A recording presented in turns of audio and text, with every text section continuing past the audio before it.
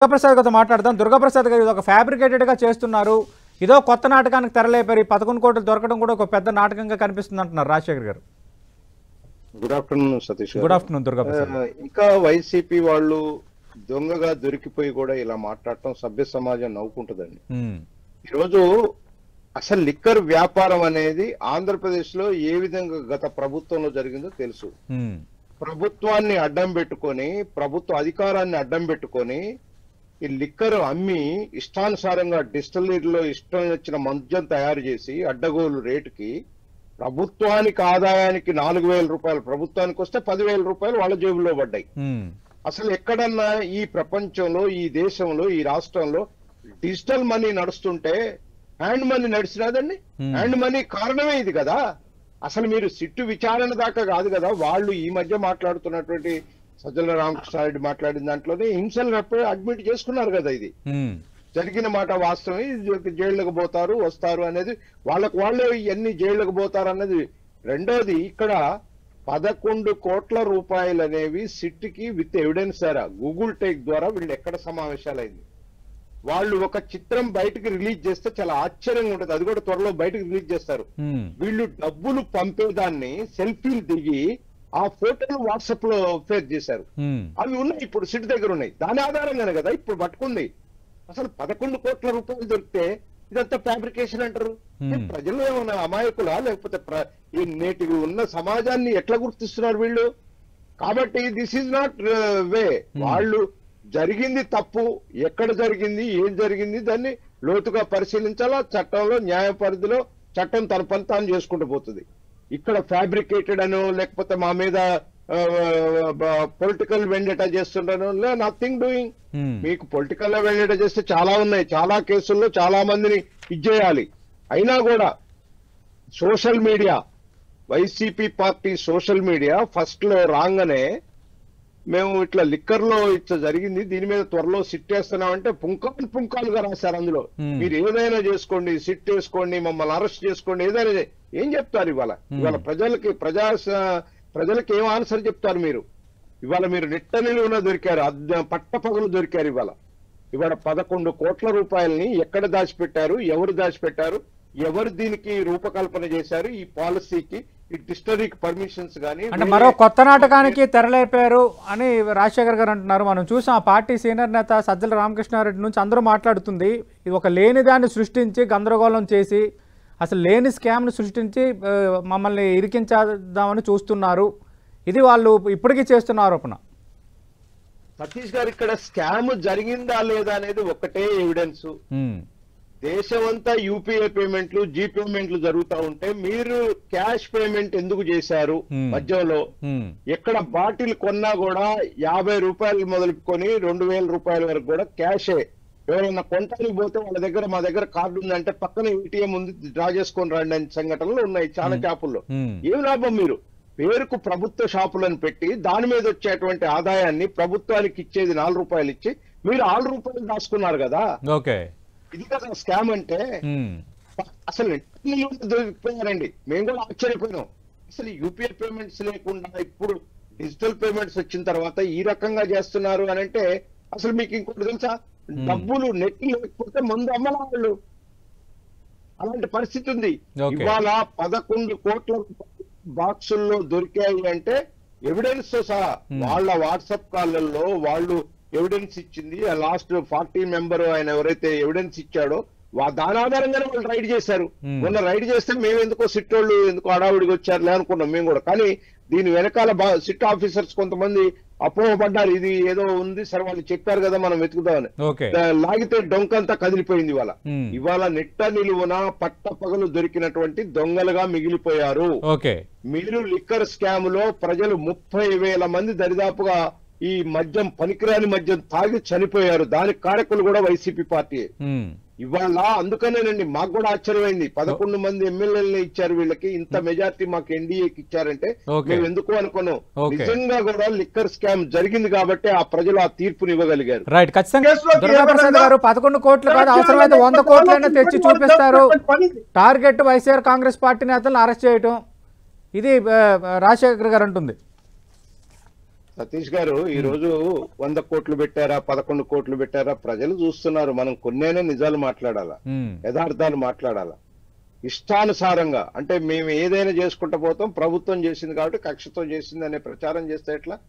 దీని వెనుక very clear గా 11 కోట్ల రూపాయలు ఎక్కడ దాచిపెట్టారనేది వాళ్ళ మనుషులే చెప్పినటువంటి సాక్ష్యాల ప్రకారం వాళ్ళ రైట్స్ జరిగినాయి. వాళ్ళ దగ్గర ఉన్నటువంటి వ్యక్తులే పలాని టైంలో పలాని బాక్సులు కట్టి మేము అందులో పెట్టాము, పలాని బాక్సులు అక్కడ ఉంటాయి పోను వాంగ్మూలం కూడా ఉంది. రేపు కోర్టులో అడ్మిట్ అయింది కదా ఇదంతా. కాబట్టి వారు రాజశేఖర్ గారు అన్నట్టు నేను కూడా అంటున్నా, డెఫినెట్ గా చట్టం తన పని తాను చేసుకుంటూ పోతుంది. ఇంకా దీంట్లో ఎవరైతే అసలు బిగ్ బాస్ ఉన్నాడో బిగ్ బాస్ కూడా దాన్ని టచ్ చేయాల్సి వస్తుంది. తప్పనిసరిగా దీన్ని పూర్తిగా ఎన్డీఏ ప్రభుత్వం లిక్కర్ దాని మీద పూర్తి స్థాయిలో న్యాయ విచారణ జరుగుతుంది, దోషులను శిక్షించబడుతుంది, అట్టి డబ్బును రికవరీ కూడా చేయబడుతుందండి.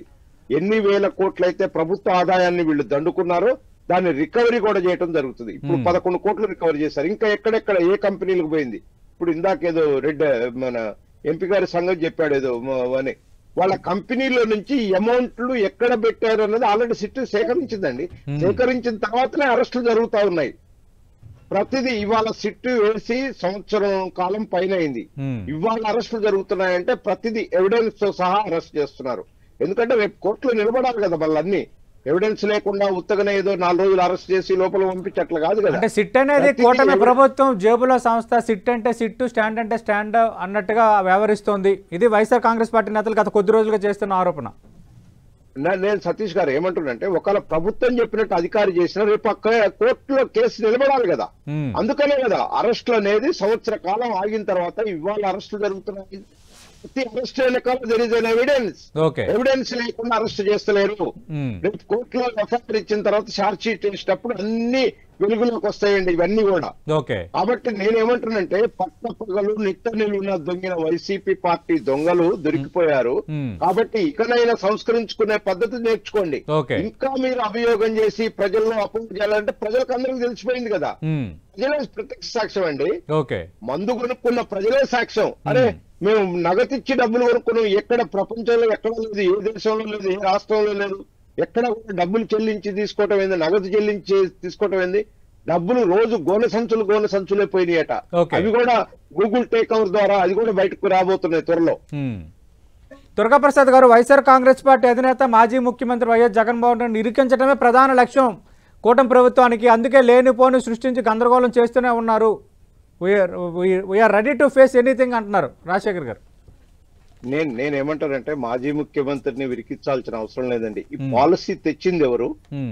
ఈ మధ్యలో జరిగినటువంటి అవకతవకల్లో వచ్చినటువంటి డబ్బు ఎవరికి చేరింది, చివరి వ్యక్తి ఎవరు అసలు వ్యక్తి ఎవరు అనేది ఫైండ్ అవుట్ చేస్తున్నారు తప్ప జగన్మోహన్ రెడ్డి ఎంపీయా ఎవరు లబ్ధిదారులు దీనికి, ఈ డబ్బు వచ్చిన డబ్బుకి సంపాదించినటువంటి అన్యాక్రాంతమైనటువంటి ఈ డబ్బు ఎవరి దగ్గరికి పోయింది అనేది చూస్తున్నాం తప్ప ఆడ మాజీ ముఖ్యమంత్రి గారు ఉన్నారా, లేకపోతే ఎంపీ గారు ఉన్నారా, ఇంకొకళ్ళు ఉన్నారా అనేది కాదు.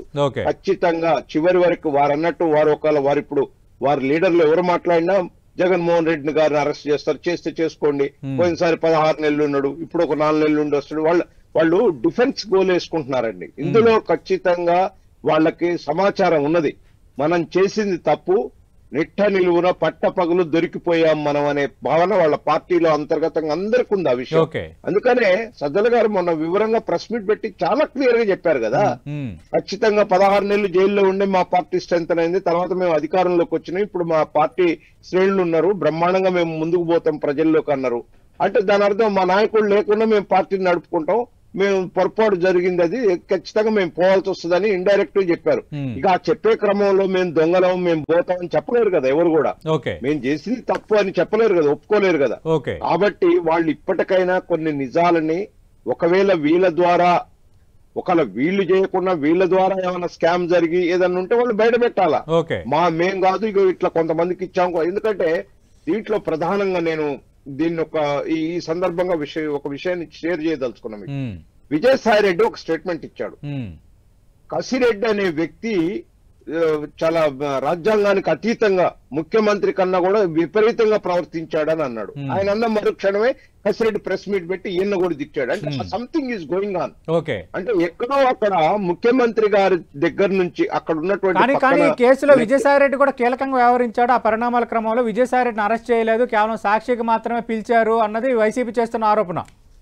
డెఫినెట్ గా అంటే ఇప్పుడు ఒక స్కామ్ జరిగినప్పుడు ఏ స్కామ్ జరిగినా సరే, ఈవెన్ హర్షద్ మెహతా స్కామ్ లో గానీ మన దేశంలో జరిగిన అనేక స్కాములు, టెలిఫోన్ స్కాముల్లో గానీ మన యూజీ స్పెక్ట్రమ్ లో గానీ, దీంట్లో కొంతమంది ఆ స్కామ్ లో ఉన్న వాళ్ళు ఎప్పుడైతే అప్రూవల్ గా మారిపోతారో డెఫినెట్ గా నిజాలు బయటకు వస్తాయండి.